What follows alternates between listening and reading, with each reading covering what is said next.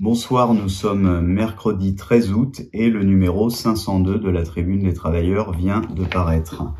Il est titré « Affection de longue durée, assurance chômage, jour férié avec Macron-Bayrou, ce sont toujours les travailleurs qui trinquent »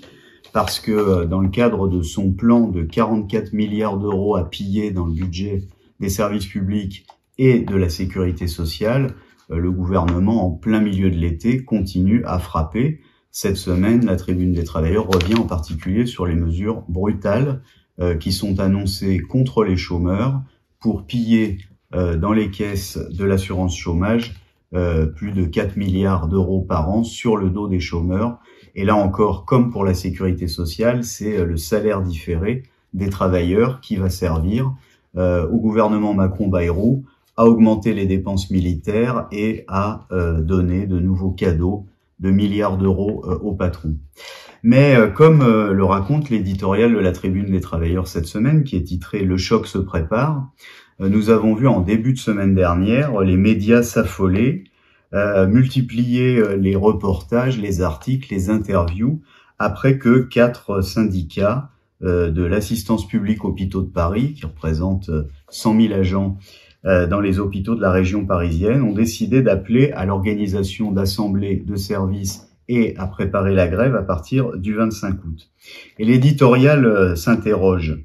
De toute évidence, cette nouvelle perturbe beaucoup les médias et les sommets de l'État. Qu'est-ce qui inquiète? L'unité entre les syndicats sur des revendications claires qui relient ce qui se passe dans les services à la revendication commune à tous les travailleurs, le retrait du plan Bayrou-Macron, l'appel à des assemblées générales par service à partir du 25 août pour que les travailleurs puissent décider, un mot d'ordre clair, la grève, tout cela inquiète, car ce n'est pas là seulement la voie d'une grève possible arrachant des résultats positifs dans un secteur, c'est aussi une perspective pour toute la classe ouvrière si elle veut se donner les moyens de l'emporter dans le choc qui mûrit, c'est-à-dire d'imposer le retrait du plan Macron-Bayrou en forgeant à tous les niveaux l'unité ouvrière qui gagnera. Alors on lira dans ce numéro de la Tribune des Travailleurs un document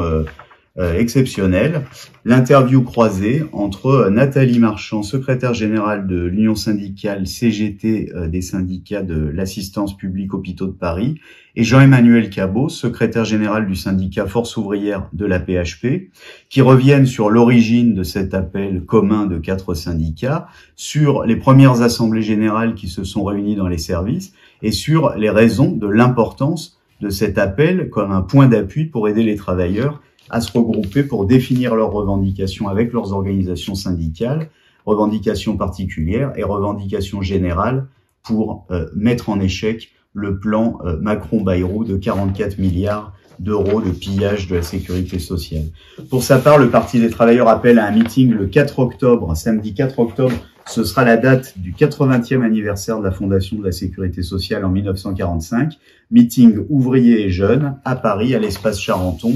pour aider à réaliser l'unité pour le retrait du plan Bayrou-Macron contre la guerre, contre l'augmentation des dépenses militaires.